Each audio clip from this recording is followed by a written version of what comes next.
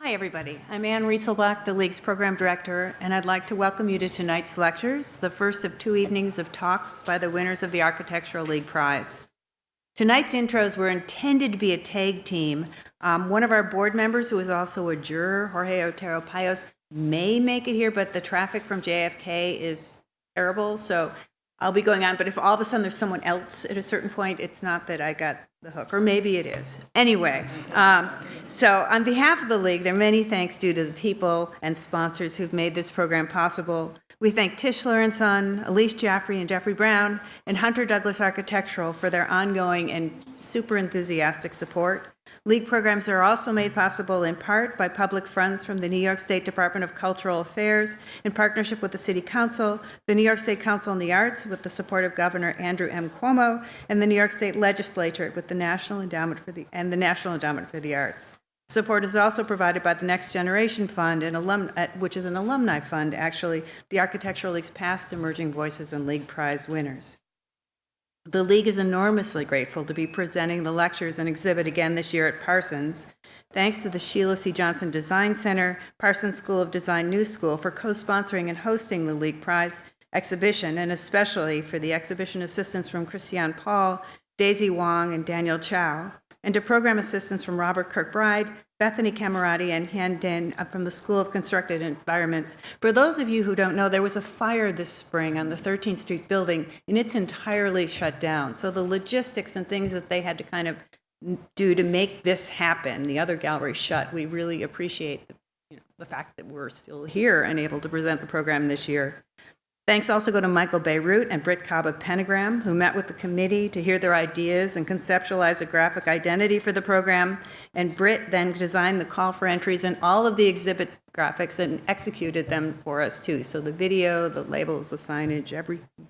Thanks to the League staff, particularly Katarina Flaxman, the League's program associate, who's had a major role managing and coordinating in the competition, exhibition, and programs, and who, with Antonio Huerta, the League's program assistant, conducted interviews with the winners that are available on the League's website, soon to be joined by videos of tonight's lectures. There's some other online features and reviews that are appearing, and they'll also, including exhibit reviews, and then one of our sponsors, Hunter Douglas, has, with Zoe Zellers, who's here somewhere, conducted interviews with the winners on site as they were installing their work. So you'll see some installation videos coming up in the near future. As many of you know, there's an annual theme for the program that is intended as a critical tool for entrants to step back from and assess their work.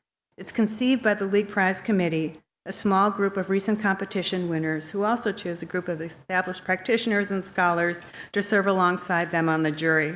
This year we went national and met by Skype with committee members Niraj Bacha, based in San Francisco, Liam O'Brien from Boston, and Molly Hunker in Syracuse. They thoughtfully developed a theme intended to focus contemporary concerns in architecture practice, assessing formal expression, meaning, and value through an objective lens in the face of the pervasive distortions of form and facts that we are witnessing on a daily basis.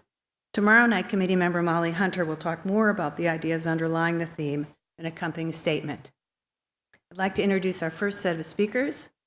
Athar Mufreh and Gabriel Cuellar of the Brooklyn-based firm Cadaster. Athar received her B.Arch from Birzeit University in the West Bank of Palestine and a master's in integrated urbanism and sustainable design from Stuttgart University. Gabriel received a B.Arch from Carnegie Mellon and an advanced Master of Architecture degree from the Berlage Institute. In 2017, Cadaster won the Rethinking Our Rivers International Urban Planning Competition, Quebec City, and in 2016, the first prize in the Twin Creeks Linear Park Design Competition in Kansas City. The jury noted that their design approach was rooted in deep research, appreciating the clarity of how Cadaster approached questions of land, of what sits under architecture, and the politics of what underwrites architecture. Or, as described by the firm in an excerpt from their portfolio text, architecture exists objectively inasmuch as it is connected, physically, legally, politically, socially, economically, ecologically, conceptually, geographically, historically, to a surrounding context. Without this situating network, it is peripheral to reality.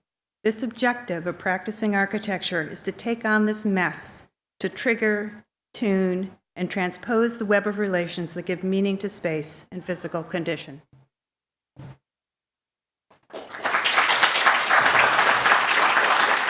Good evening, everybody. Thank you very much to everyone who is here. It's great to see you. It's very much an honor for us to be here, and we're grateful to the Architectural League for this opportunity and the Parsons School of Design for hosting us here. It's a pleasure to share our ideas with you, and we're looking forward to the following presentations as well. Our firm is Cadaster. I'm Gabriel and Athar. Our work together over the past few years has been focused specifically on what we call the architecture of urban conditions.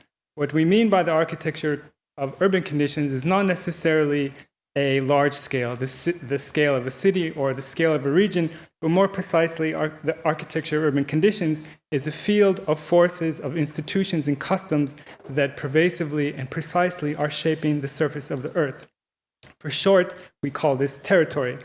As architects, our office is concerned with how territories, how these urban conditions are formed, how they're maintained, and how they could be made vulnerable to change through architectural intervention and architectural knowledge.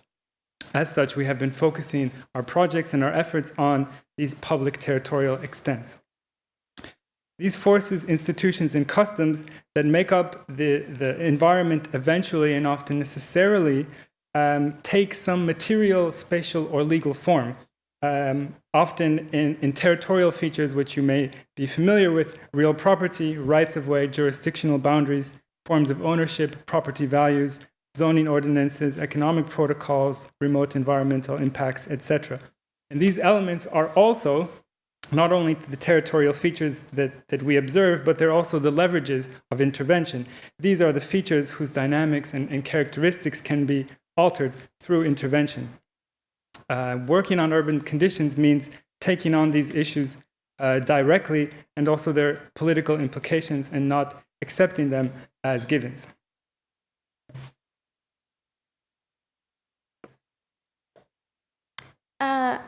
As our understanding of the built environment, it consists not just of buildings and the space outside of buildings, but of the relationship between the elements of the territory.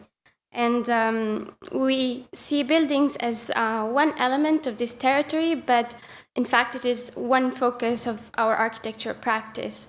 It is in fact primarily the relationship between those territorial elements that form and kind of define our built environment. Given our current landscape of professions and specializations between architecture and urban planning, or planning per se, we think that there is this gray zone. The responsibility on working on the territory is kind of vague, and it's hard and it's very difficult to pin down. Because there is this predominance of the market.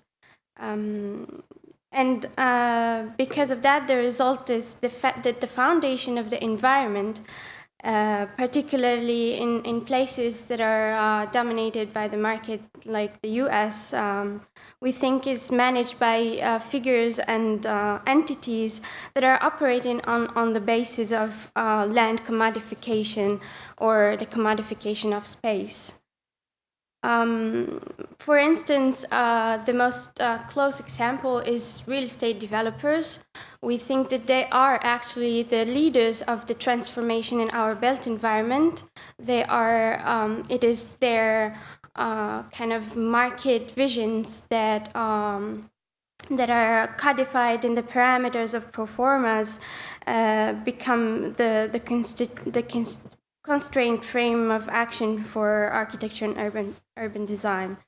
So with these actors, and besides a bag of weak and strong governmental land policies, the environment is primarily, they actually transform the environment, although in a problematic way, and they create these visions of urban space and society. So working under these conditions, perhaps we should ask ourselves, to what extent is the environment and our profession as architects is predetermined or even pre-designed by the system? And if space is first and foremost is kind of a parameter of finance, and to what impact do our interventions kind of go? Architecture, therefore, cannot be this objectified product of a professional, but it is this network of relations that move the matter around us.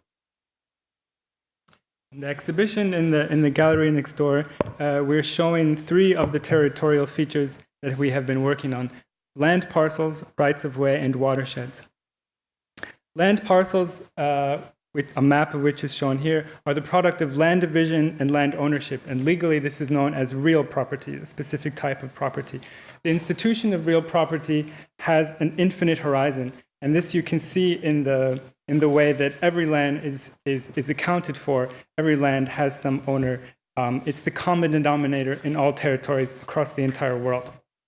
And this geography of land parcels is documented in a particular type of map that's called a cadaster. And our interest in cadasters stem from the fact that the institution of real property is such a fundamental feature of territory, because real property is a kind of infrastructure that very much determines the forms and the dynamics of the built environment and even buildings. So cadasters are also an evidence of the political ideology that a particular piece of land could be made exclusive, owned by a single person. On the urban frontier of Houston, however, we found a very special case where this uniformity of the property landscape was ruptured. In the sea of master plan subdivisions, there's a plot held by a church that was not purchased, nor is it rented. The possessors of the parcel, St. John Missionary Baptist Church, which was founded by an Afro-American Baptist congregation in 1869, asserts their land claim through practice.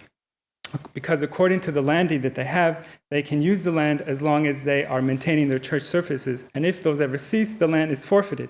So this is the case of land being held not indefinitely by somebody who purchased it, but by a community who is practicing continuously. The church, in fact, is in company of thousands of other churches across the South, a map of which is shown here. We collectively call these the Freedmen Churches, which were built by former slaves on the former sugarcane and cotton plantations across the South in the wake of abolition. And many of them actually have the same land deed restrictions, if you see it as a restriction, as St. John. We started this project in 2012 when we approached the congregation of St. John, when we were curious to learn about their building, because they had just survived an arson that burned down half the building. And working with the church since that time has been very rewarding and challenging. The historic building is in very poor condition, and the church has had a decrease in membership over the past decades.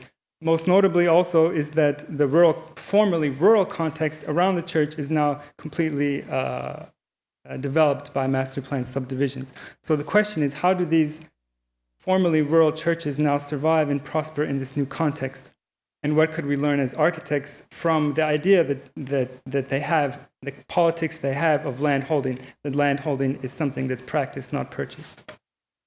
Together with the congregation, you can see here the kind of work that we did together with them in the field to come up with the idea.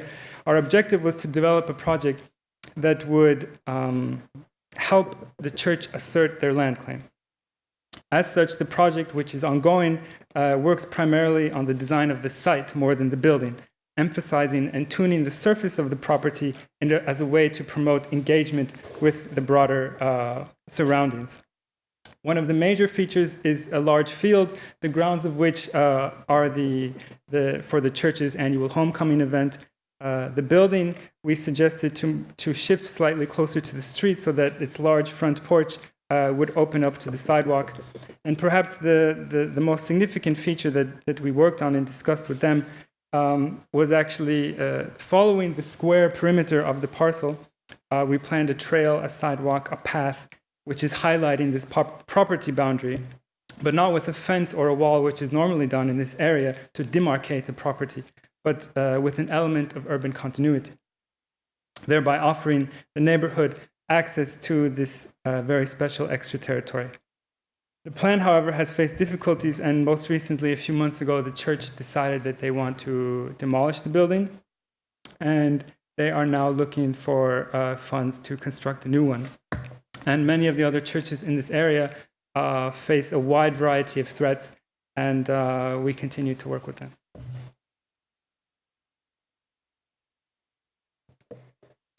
So beside parcels or real property, another element of the territory which we have been working on is the watershed. The watersheds are these natural rooms, hydrological rooms that are shaped by the geography of a place and the flow of water as well. So these watersheds are important not just for the quality, the environmental quality, but for structuring the urban area around them. And in a project north of Kansas City, which we did last year, we used the watershed as a structure to help construct the new development in the area.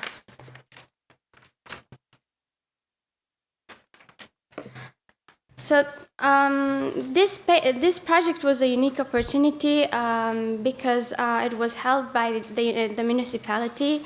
The municipality thought that there is a threat ongoing by the creeping kind of suburban development in the area, and they wanted to have a better urban vision. So they held a competition, and we participated in that competition. And this area, which is north of Kansas City, called Twin Creeks, because of the density of urban stream or water streams that run through the area, and it is kind of quickly being converted into this suburban single-family housing place. So what we did is that we analyzed this layer of the watershed, and then we kind of created a system of trails. As you can see here, the trails are following the crystalline of the watersheds, and there are three kinds of paths. Their function is not only to provide connectivity in the area, but in fact they are primarily to preempt the development or the future development in this particular area. So this project works with the fact that the watershed is a space that is actually pre-designed by the geography.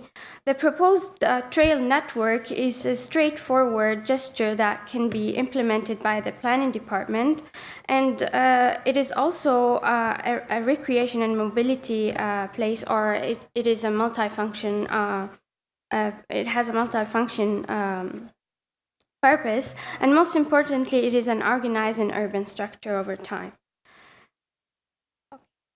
On a third point, the third element of the territory that we have been working on is the rights of way, or simply the streets.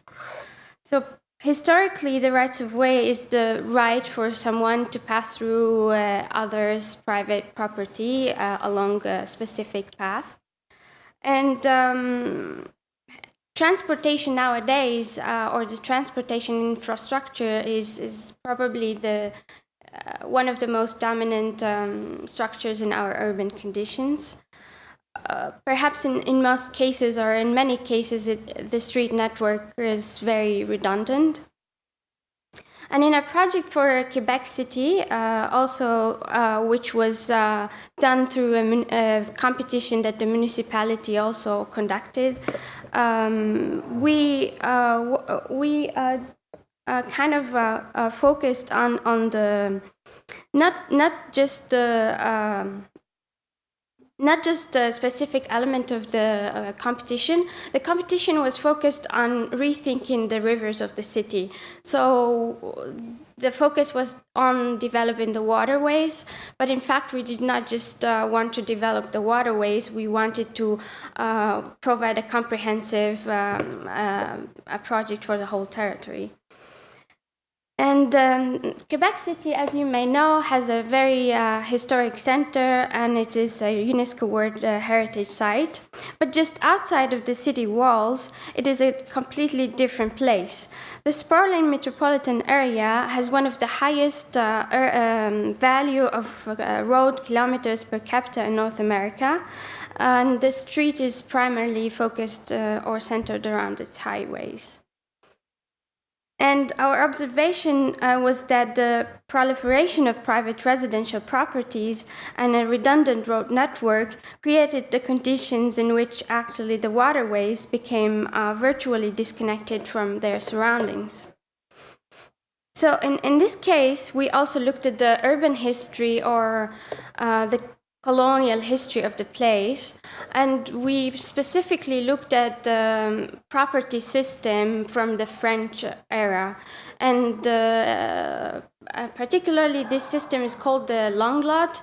As you can see here, they are like those thin, long parcels that are organized in an array along the rivers, and in the past they provided access to the rivers, which were the primary structure in the city. And nowadays, there is this kind of shift that the city kind of shifted its center from the rivers, and they are just backwards. They are in the back, disconnected. And with these issues in mind, we saw that the opportunity to refocus the urban hierarchy and improve the water quality and provide new forms of access and civic space. Using GIS or geoprocessing tools to analyze the street network, we found that many of these roads are redundant and they could be removed without making any influence on the traffic flow, shown in the dashed line as you see here. So we therefore came with the idea that by reintroducing the long lot as a territorial protocol in the city, which you see in black lines across the rivers. This is what we call the headwater lot. These are a way to retrofit the city with a network of prominent multi-purpose spaces. They are not used to link only the river with the neighborhoods, but they are also used as a multi-functional place for recreation, cultivation, and other things. So, in fact, we saw this a very good option for the municipality, and it was an easy proposal kind of to start implementing because the streets are already there. They are public property. The municipality could just repurpose them, and without having to expropriate private property on the river, they can make a huge transformation on a large scale.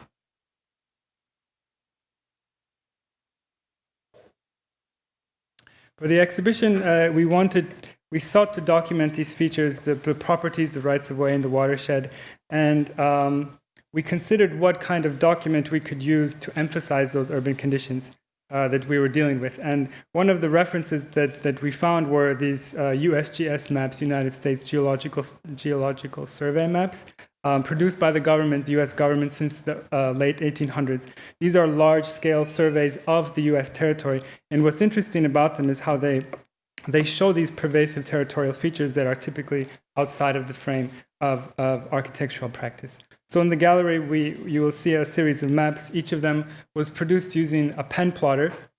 And 3 of them are documenting the territorial conflict that each of the projects address. And another 3 are projecting art design proposals as if they were to appear on a USGS map, also adopting the kind of symbols and the annotations that are used in those maps to give a kind of apparent objective measure. Our belief is that architecture needs a reality. It needs some kind of situating network. And our objective in practicing architecture is precisely this, to take on that mess, to take on the mess of reality, to trigger and work with this web of relations that is ultimately shaping the built environment. So our objective is about taking a position, a political position, in relation to a given context, and then determining what, given that position, architecture can do there. Thank you.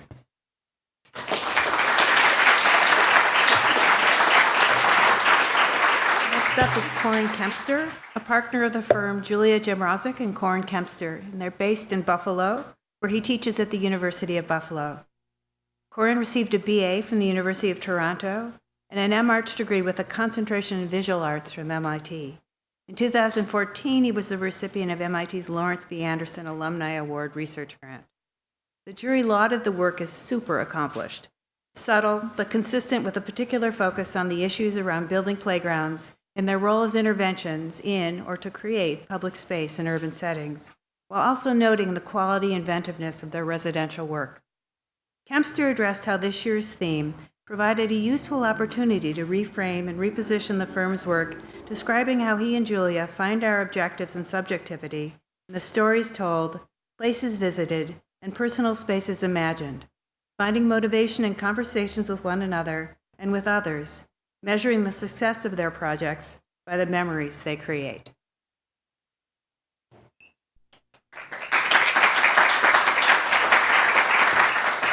So, first of all, thank you everyone for coming and deciding to spend part of your evening here with us tonight.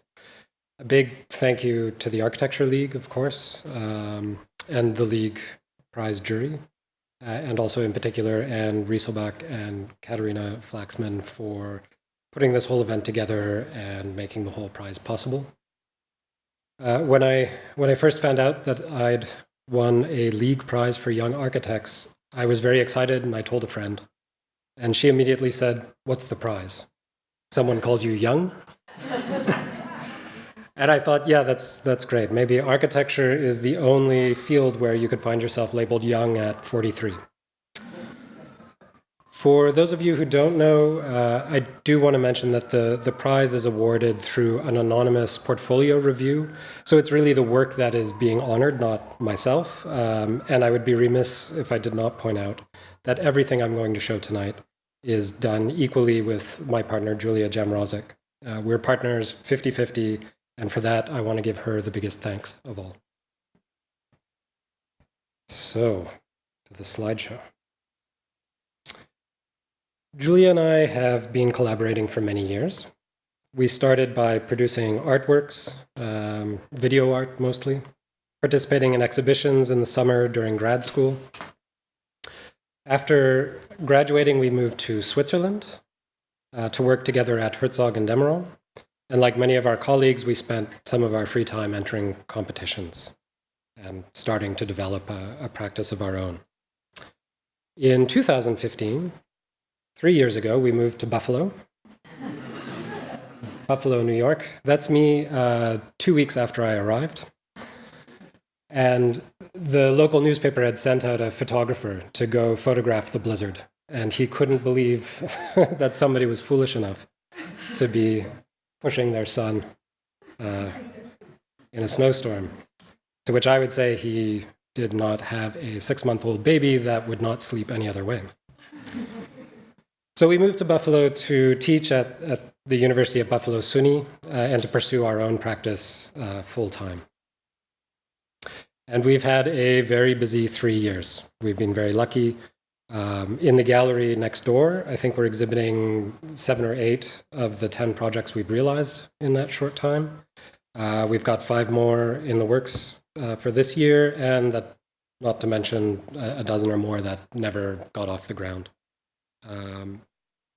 So, and I think like Anne mentioned, I wanted to say that because the call for this prize was actually a really, really helpful moment for us to kind of pause and really review this very sudden burst of production that we had experienced. And it forced us to analyze what we had done. And that was very helpful because it helped us plot where it is we want to go. So as a result, we started to understand our own work as falling under 3 categories: expanded preservation, domestic narratives, and social infrastructures. And these dovetail with our interests in research, architecture, and art. So tonight I'd like to share a few examples from each of these with you. So expanded preservation questions traditional methods of preservation and proposes modes of representation and documentation which aim to augment the factual through individual lived experience. The projects take the form of narratives, visual recordings, or installations that offer an alternative to the established modes of object-centric preservation. So one example of this is something that we did, this project in Berlin, on the 15th anniversary of reunification back in 2005, when we were still students. We walked the 20-plus kilometer path where the wall once cut through the city, and we took photos as we went, creating a panorama looking east and a panorama looking west, as well as forwards and backwards, as a way to document the site of the wall 15 years on. So we were interested then to reveal where there was still a distinct divide between east and west, and where the scar had healed over. And our intention is to return again in 2020 on the 30th anniversary and repeat the walk and the project.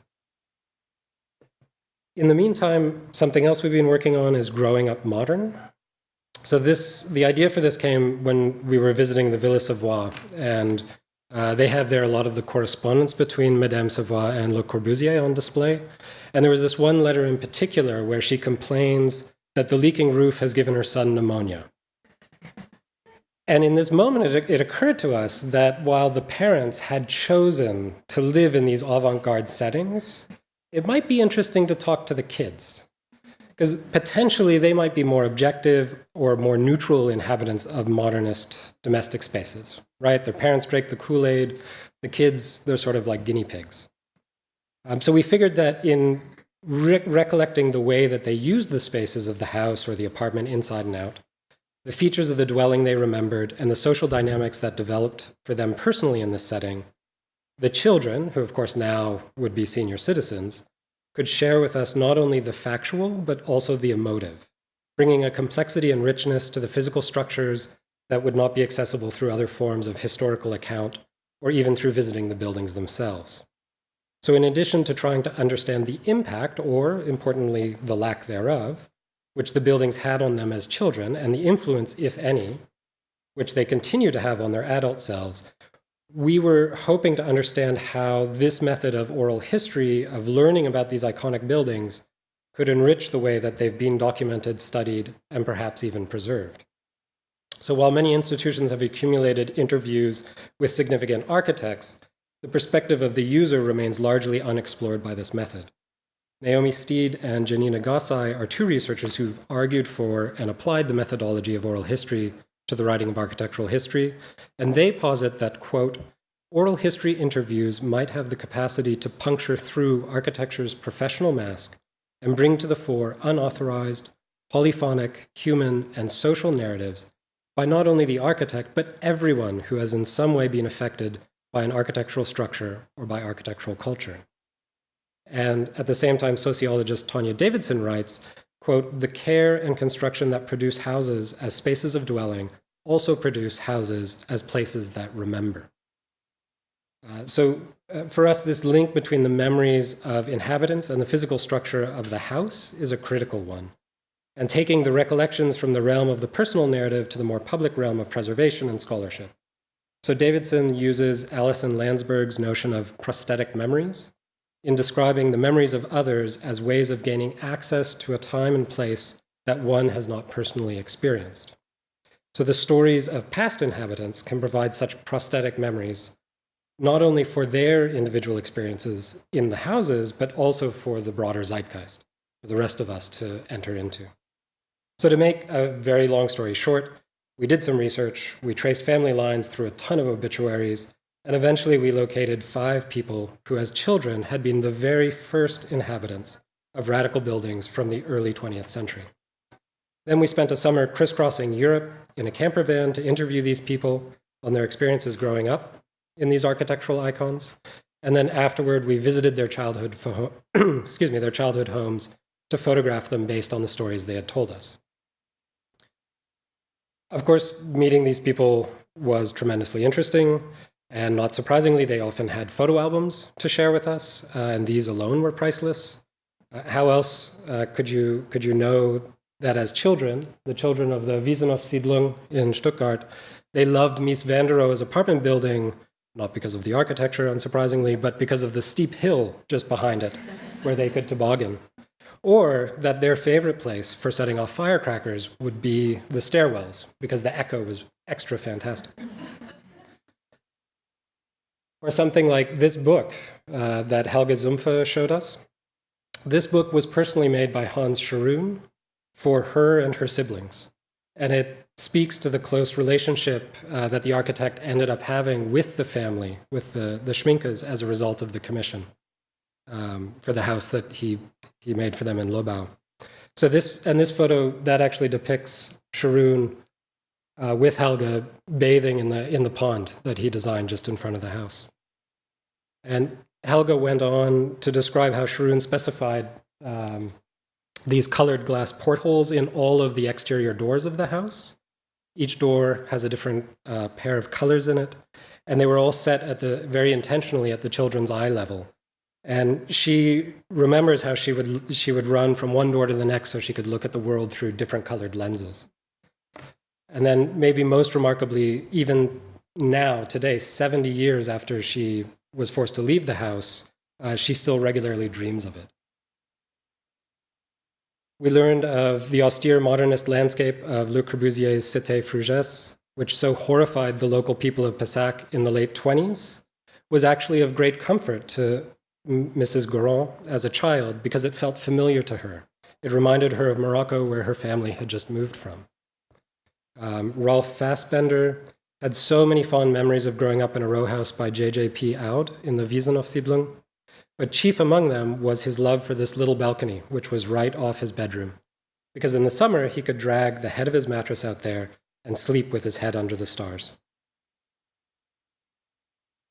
But of course, not everyone's memories were so positive, and that was important also. That was as much a point of our study as anything else. So Ernst Tugendhat, for example, has very few distinct memories from the interiors of the villa that his parents commissioned from Mies van der Rohe in Brno.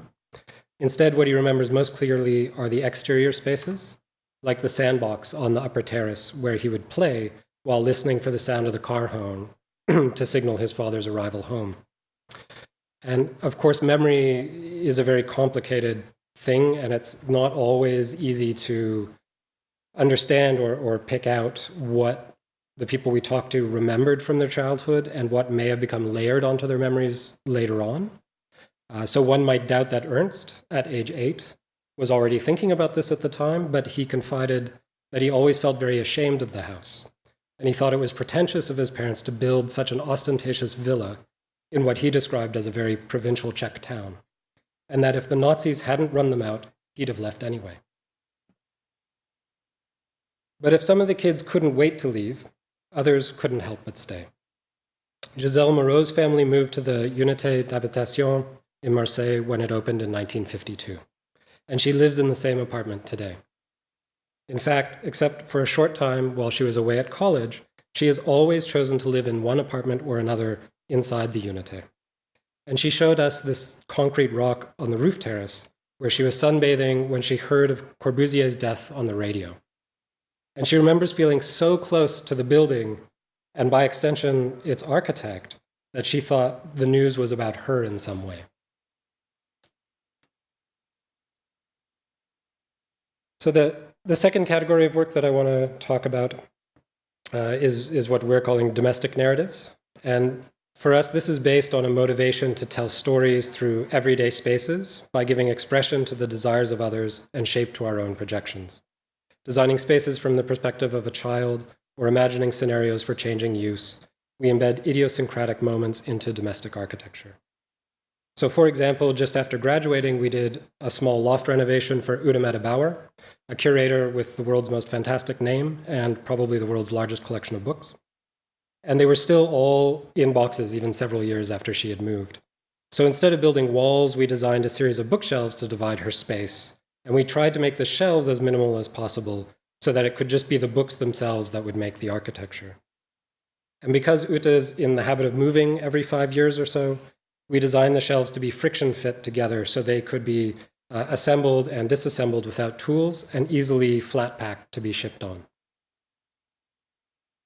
A more recent example is this residence, which we completed last year on Stony Lake in Ontario.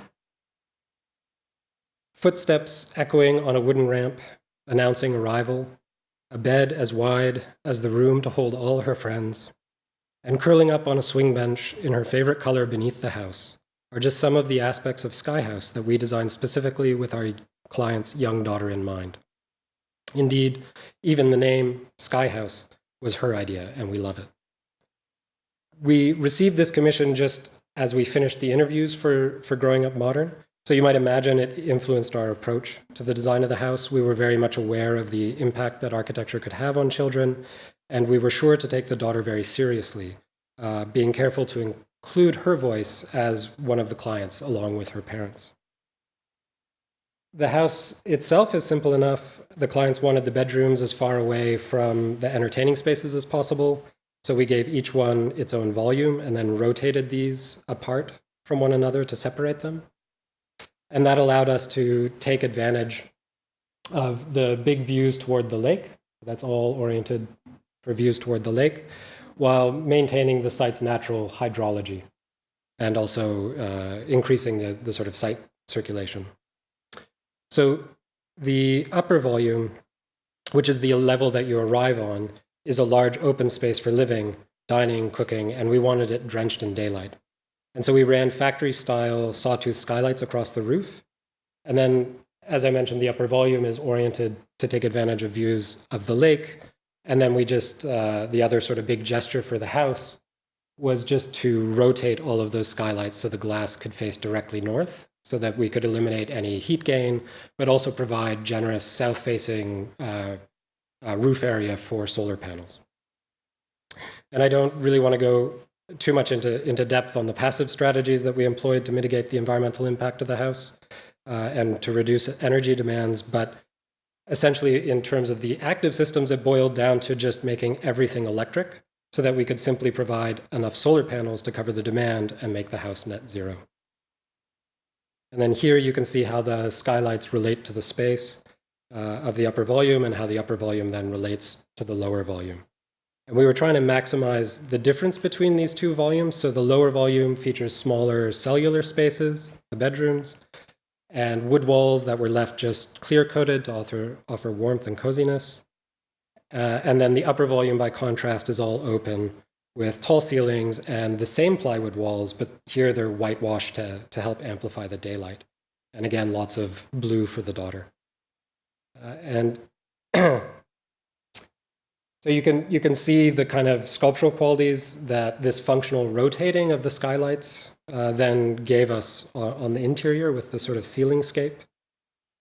And we were extremely proud when the photographer told us that it was the most well-daylit space he'd ever shot.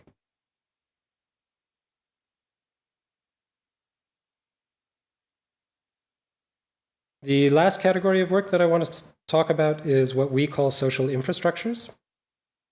These are a series of temporary art installations and permanent public artworks that aim to engage individuals in public space through playful shared experiences. As analog prompts in a digital age, these structures bring people together and offer moments of connection. And in a time of pronounced disunities, these simple sparks of interaction have the potential to, however briefly, bring people of different backgrounds together. Our social infrastructures are large, colorful interventions that each feature a familiar prompt. So whether that's a chair or a sound cone or a swing, it should be immediately clear that you are invited to participate and interact with the work. What I'd like to focus on is an installation we did called Full Circle, because it's a project that I think exemplifies our agenda with respects to what we're calling social infrastructures. So the project was commissioned by CEPA, that's the Center for Exploratory and Perceptual Art, together with CS1 curatorial projects, as a competition to realize artworks on empty lots on Buffalo's west side. So on a typical playground, swings are arranged in a linear fashion, so everyone swings eyes forward in their own space. And we were curious what would happen if we arranged the swings in a circle. We thought this could be a playful way to alter and expand a familiar experience while questioning the basic relationships between people in space and to one another. So by bringing a piece of playground equipment together with a charged spatial arrangement of political roundtables, corporate boardrooms, we wanted the installation to take a playful construct and position it in the adult world. We were inspired in part by Rosalind Krauss's essay, Sculpture in the Expanded Field, where she argued for a broader scope and definition of sculpture and the relation of that category beyond the binary terms of non-architecture and non-landscape. And it's surprising to us that almost half a century later, while the scope and breadth of artistic and architectural production, their media, forms of practice, have all expanded, that the distinction between art and architecture persists. Michael Meredith has argued that, quote, the harder we try to define architecture, art, sculpture, and so on, the fuzzier their borders become.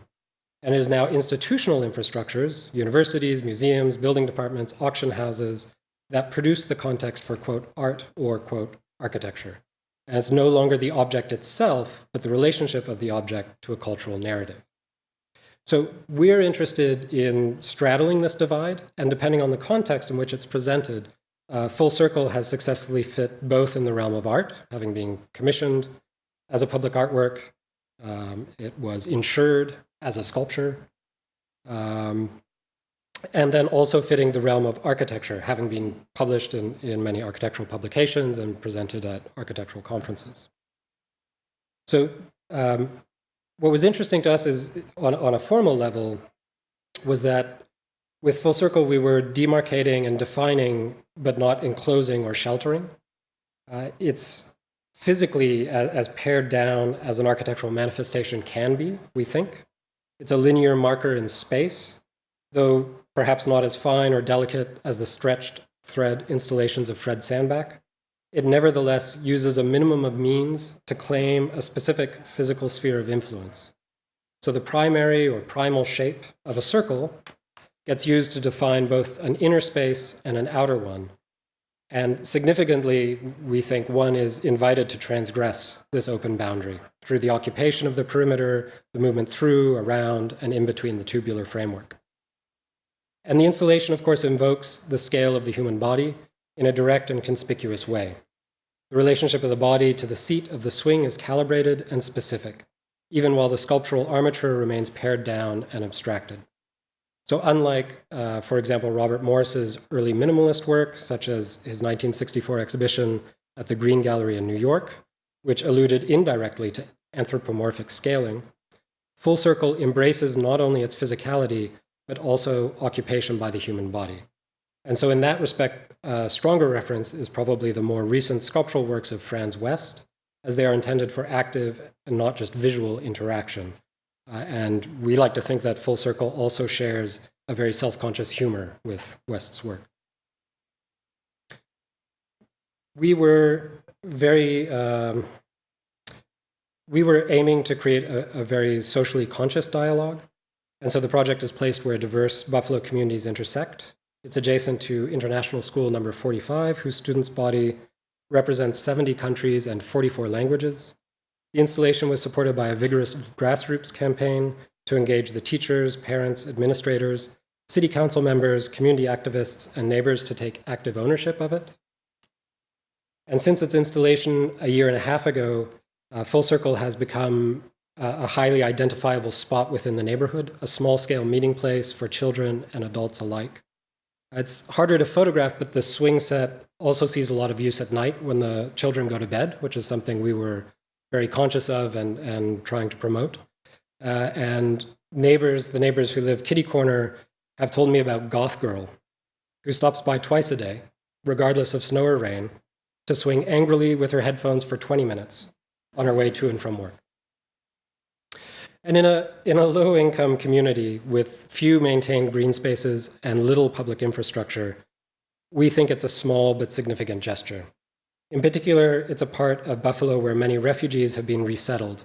And one of the more heartwarming aspects of the project for us has been to see how it can provide a much-needed safe space where refugees can interact with longer-term residents in an informal way.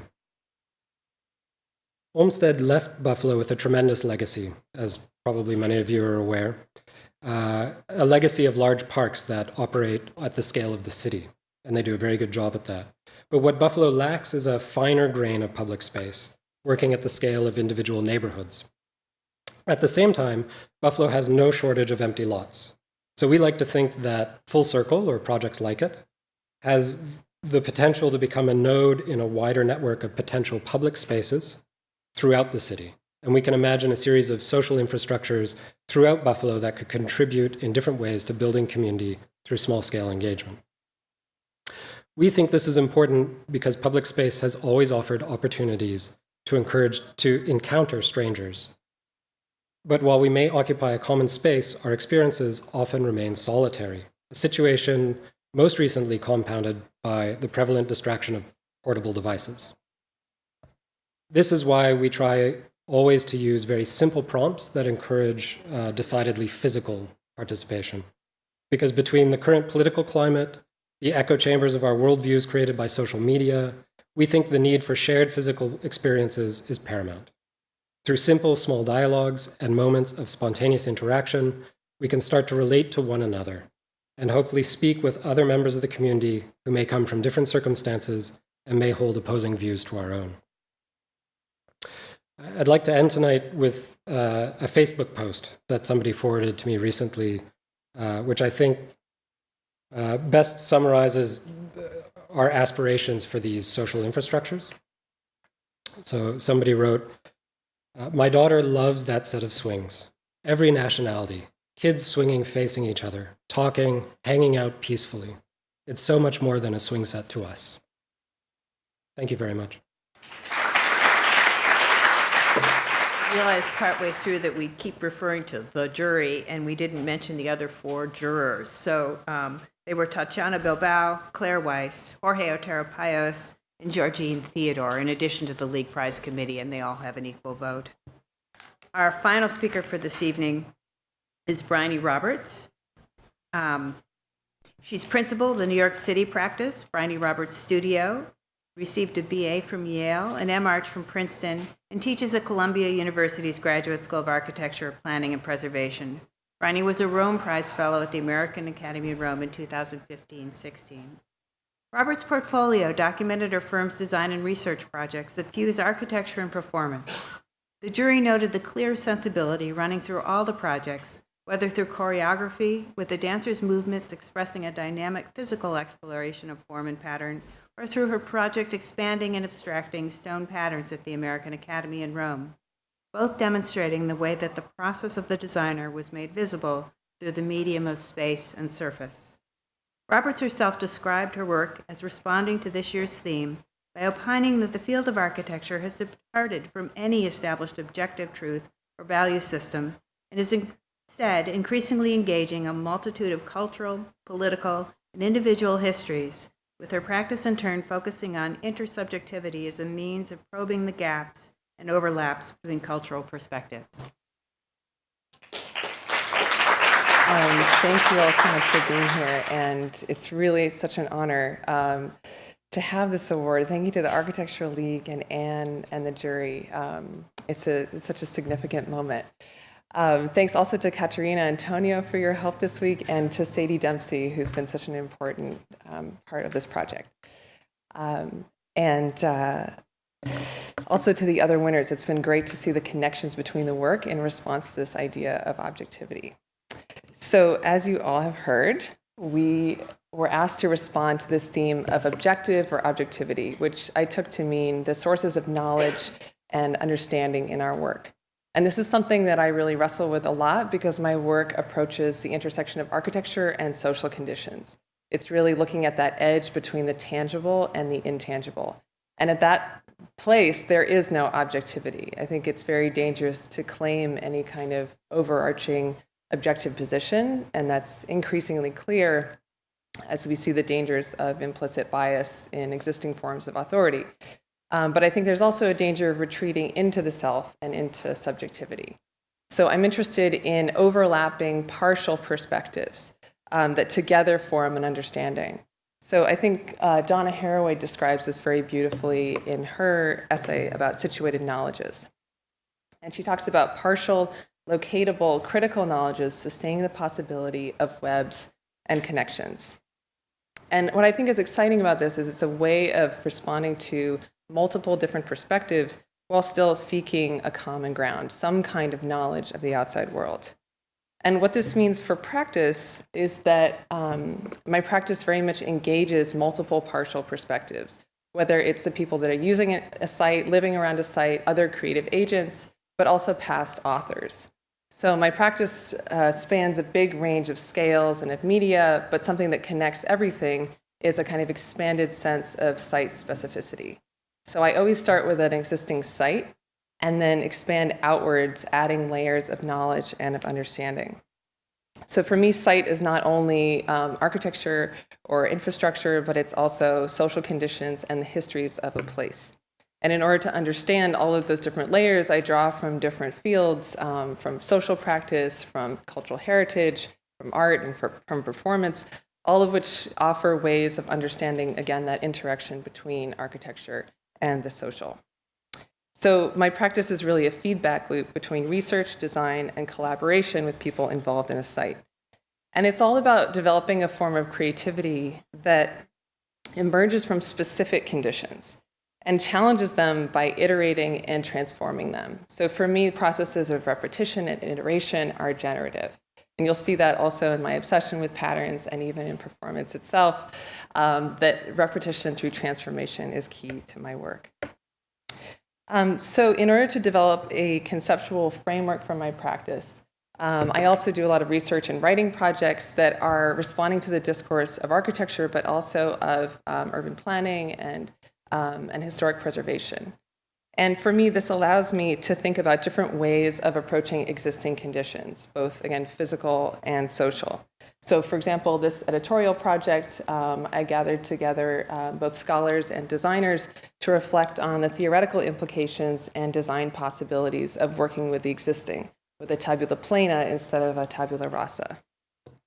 Or this editorial project for Log 31 that was about thinking how contemporary design can find historical references and past projects generative rather than operating in a vacuum.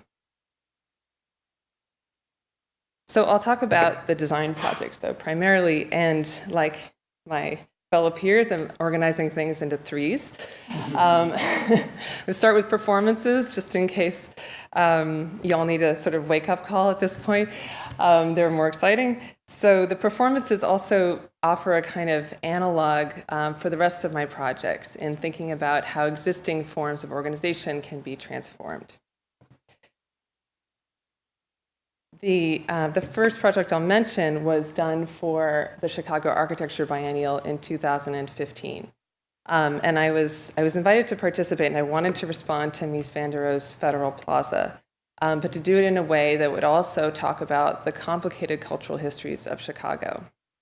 So I collaborated with the South Shore Drill Team and their choreographer, Asher Waldron, on this project that remakes the Miesian grid. It's very much sort of determined by the grid of this space, but introduces performance into it. And something that's sort of important context is that the Federal Plaza was built at a time of disinvestment in the south side of Chicago.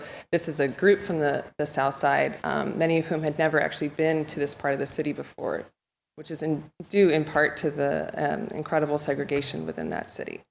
So the project begins as a kind of in reverence to the grid with these very strict forms of organization that are typical of drill teams, and then starts to get a little looser. I'll show you just a snippet of this since we have limited time.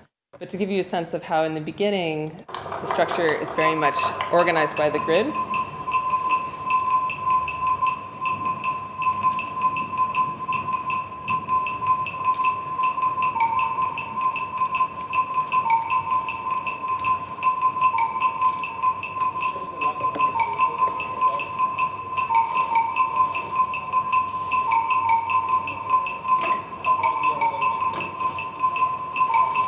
And then later in the piece, the group introduces hip-hop choreography, which is also very much a staple of their technique.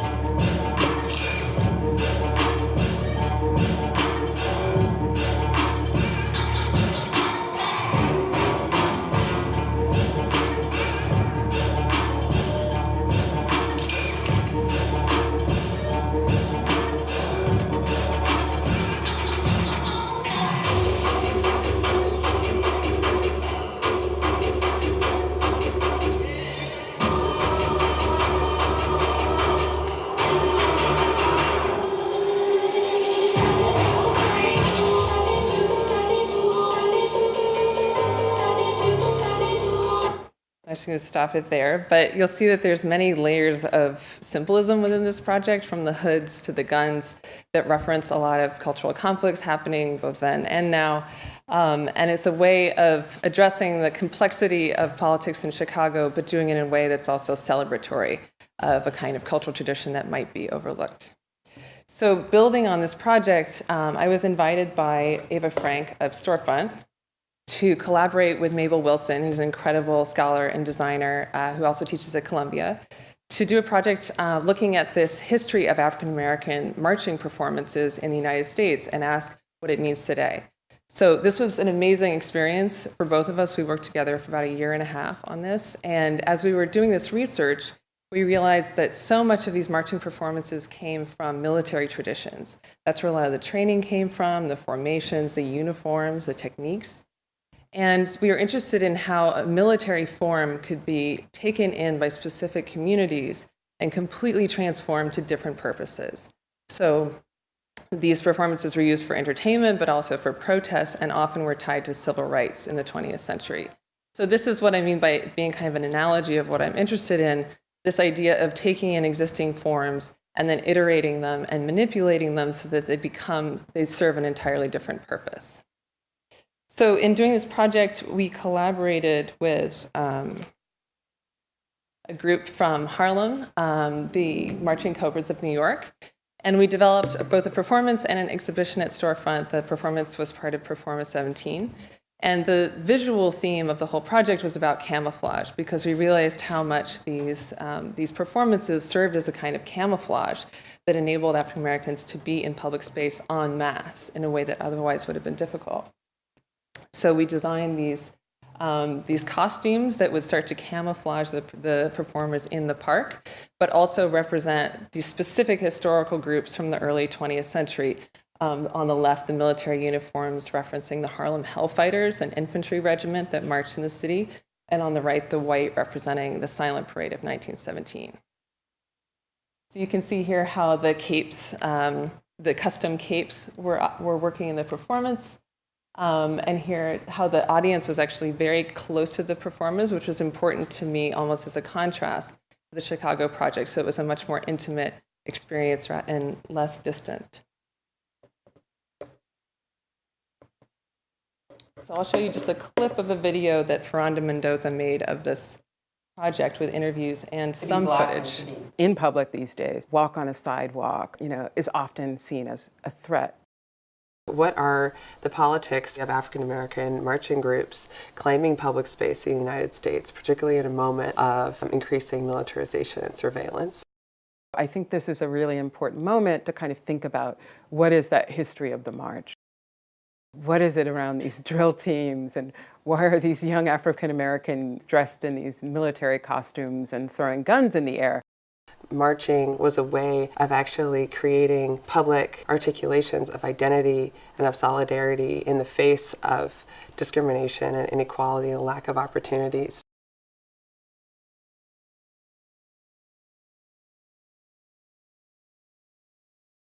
I was invited to collaborate with Bryony by Storefront, by Ava Frank, who had seen Bryony's performance in Chicago. I thought, yeah, there's a lot to unpack there, particularly in terms of relationships of Black bodies in public space. We really wanted this project to emerge from the process of collaboration. So we didn't go in with a fixed idea of what the performance would be. We went in with the idea that we would have a series of workshops in which we would learn about the performers. The Marching Cobras are a drumline and dance line. They're an amazing organization whose mission is really to bring youth together, to enlighten them about different forms of performance, dance, drumming. We like to show off different types of dances, so majorette, ballet, modern, and we like to show off our flexibility, so like leg lifts, splits, step drops, and all that. I'll just stop it there. But both of the videos are in the gallery in their full length. So as you see clips here of the performance we developed in Marcus Garvey Park, which was also responding to the specificities of that site and that landscape and the changing social context of that place. But then we also developed this exhibition in Storefront for Art and Architecture, and it includes documentation from the research and then of the performance. There's a color gradient moving through the space, so the research begins in the 19th century in black and white, moves through kind of olive tones through the 20th century. You can see here some of the images of the Harlem Hellfighters, and then moves through a more saturated, brightly colored palette that's the images from the performance in Marcus Garvey Park. And the theme of camouflage was very much integrated into the design of the exhibition so that the images are something that you discover as you move through the space. In a way, there's a choreography that happens with the visitors as they kind of have to duck and weave through these triangular shapes in the gallery, and they become performers themselves.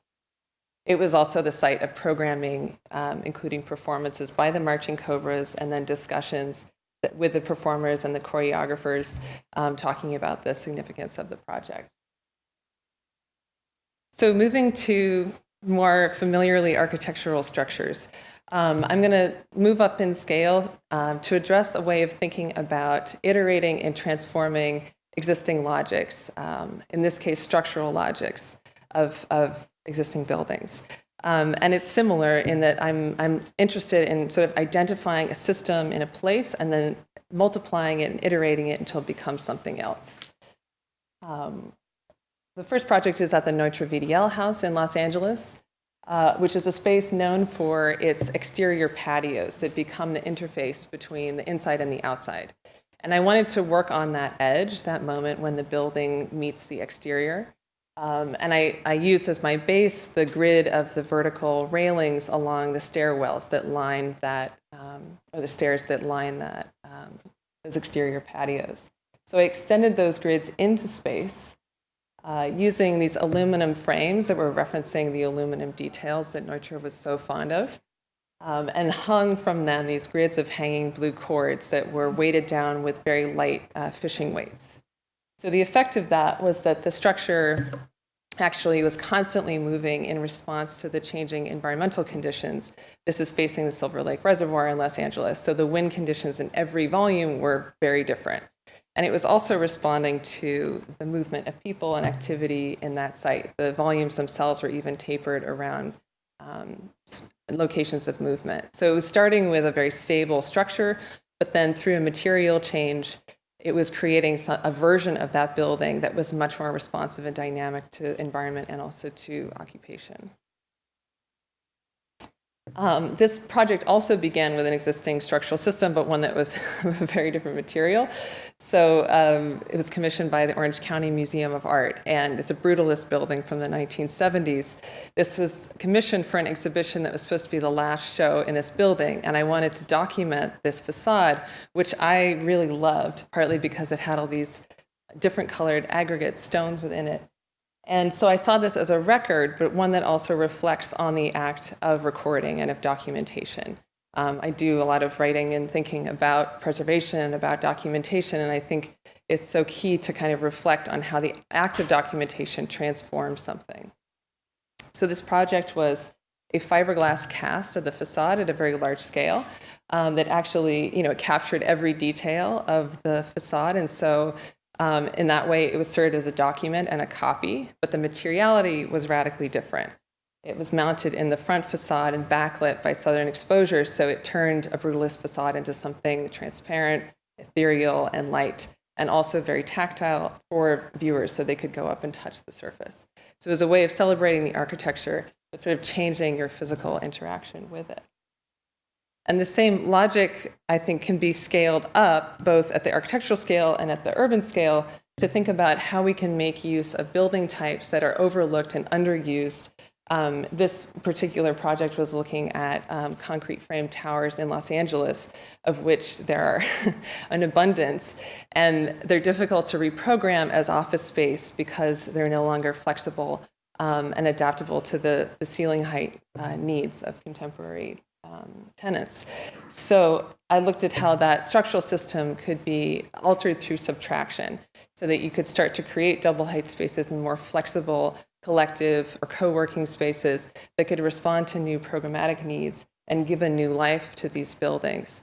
So this process of transformation is important to me, not only as a way of using existing resources, but also kind of reframing how we think about historic buildings so that they're not only a sort of a burden, but actually have this incredible possibility, especially if we think about design and creativity as working generatively from those conditions. At the urban scale, then, this was a speculation for New York, imagining how a need for public space and densification could happen by actually inserting a horizontal space that connects multiple existing vertical towers, also recalibrating the way we perceive existing monuments and structures such as the Chrysler Building or Grand Central Station, so they become part of a field and not only singular monuments. And then the last theme is patterns. So obviously these are also in some ways structures and in some ways performative, but I pulled it out in part to talk about the installation that I did for this exhibition. My interest in patterns really emerged from the time that I spent in Rome at the American Academy. And while I was there, I did this project that was site-specific to the building, which is a McKim Mead and White building from 1914.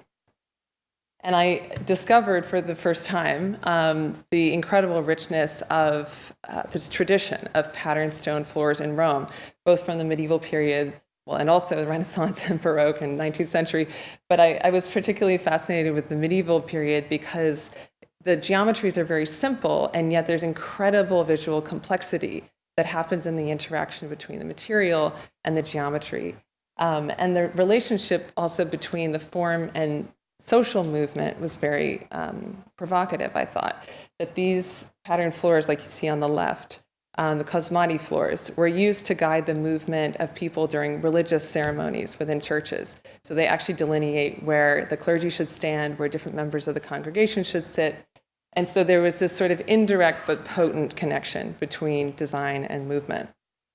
And I wanted to bring some of that to the existing entryway, which was very axial, and normally people would move through in a very linear way from the main door up those stairs.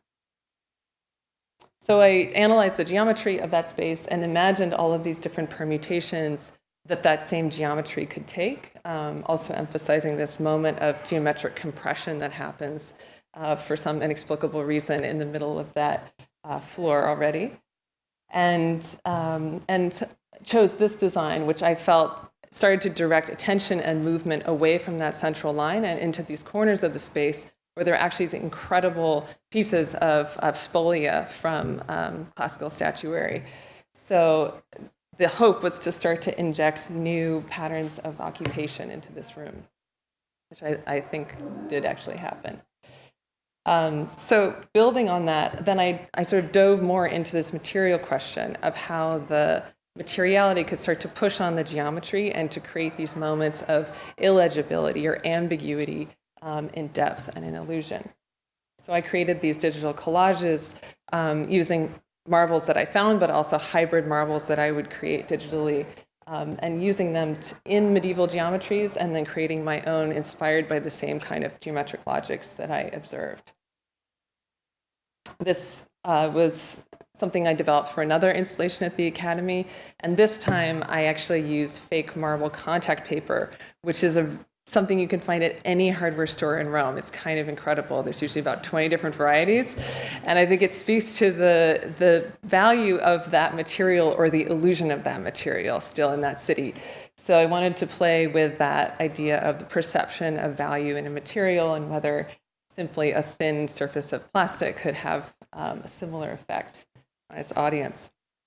And again, here I'm playing with some of those geometric tropes that I found in medieval floors and exaggerating them to heighten visual illusion. So for this project here, this is also site-specific. It's responding to the hexagonal grid of the floor in the gallery of these aluminum tiles. And I imagine basically that hexagonal grid would just continue up the wall surface and provide the kind of underlying grid for my project. So I introduced a subdivision of that original grid into smaller and smaller scales of hexagons and triangles. So this is the highly regular basis of the project. And then once you introduce material complexity, the ability to see that regular pattern is complicated. And so I also chose to create a gradient in terms of the density of color and tone. But you can still see, if I can get this clicker to work. Laser scanner. Well, anyway, in the darker kind of gray background shapes and black background shapes, that's actually showing you the hexagons that were the basis of the design. And then in front of those are these variations in granite that sometimes give you hints of a regular pattern, then other times start to make that more ambiguous. So in short, all of these projects really mine specificity as their inspiration and start to think about a kind of creativity that comes from deeply analyzing what is there, both formally, materially, and historically, and starting to see creativity as a process of exchange and communication between a designer and people who use that site or who may have acted on that site previously. So thank you.